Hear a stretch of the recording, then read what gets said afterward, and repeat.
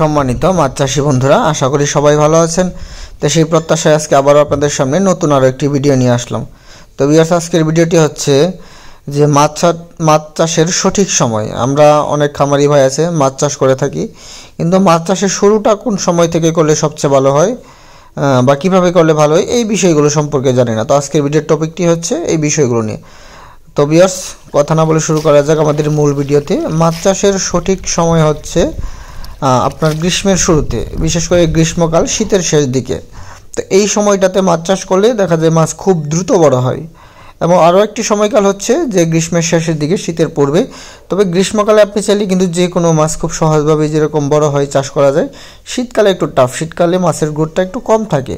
তবে শীতকালে বিশেষ করে যে মাছগুলো চাষ করা যায় এগুলোর মধ্যে আপনি চাইলে কিন্তু দেখা যায় কার্প জাতীয় মাছ আপনি চাষ করতে পারবেন, বা ক্যাটফিশ জাতীয় মাছের মধ্যে আপনার ট্যাংরা, গুলশা, শিং ইত্যাদি এই মাছগুলো চাষ করা যায়। তবে গ্রীষ্মকালে দেখা যায় তুলনামূলকভাবে আমরা 5% 1000 বা 1500 পিস পর্যন্ত চাষ করে থাকি।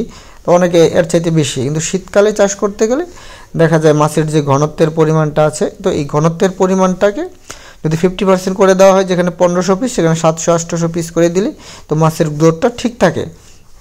এবং আরেকটা বিষয় হচ্ছে যে শীতকালে আপনার দেখা যায় প্রতিনিয়ত কিছুদিন পর পর আপনার ভাইরাসনাশক ঔষধ বা মেডিসিন ইত্যাদি প্রয়োগ করলে সবচেয়ে ভালো হয় চুন, পটাশ, লবণ মাছ চাষের ক্ষেত্রে, যাতে মাছে কোনো অবস্থাতেই রোগবালাই বা রোগ জীবাণুতে আক্রান্ত না হয়। অন্যদিকে গ্রীষ্মকালেও দেওয়া যায়, তবে সেক্ষেত্রে মাসে একবার দিলেও হয়, বা গ্রীষ্মকালে রোগবালাইটা একটু কম হয় শীতকালের তুলনায়।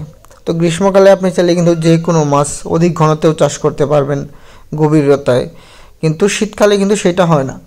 তো যার ফলে দেখা যায় শীতকালে মাছ চাষ করতে গেলে একটু বুঝে শুনে মাছ চাষ করতে হয়। তো আমি সবশেষে একটা কথা বলে রাখি যে যারা একদম নতুন উদ্যোক্তা মাছ চাষ করতে আসছেন বা মাছ চাষ করবেন, বিশেষ করে এই শীতের পূর্ব মুহূর্তে, তারা অবশ্যই আমাদের সাথে যোগাযোগ করতে পারেন। আমরা কোন মাছ চাষ করলে আপনি অধিক লাভবান হতে পারবেন, বা মনোসেক্স তেলাপিয়া রয়েছে, তো এই মাছটাও শীতকালে চাষ করা যায়, কোন পদ্ধতিতে কীভাবে চাষ করে লাভবান হবেন, তো সেই বিষয়গুলো নিয়ে আমাদের সাথে কথা বলতে পারবেন। এবং গুণগত মানসম্পন্ন মাছের পোনাও আপনারা চাইলে আমাদের কাছ থেকে সংগ্রহ করতে পারবেন।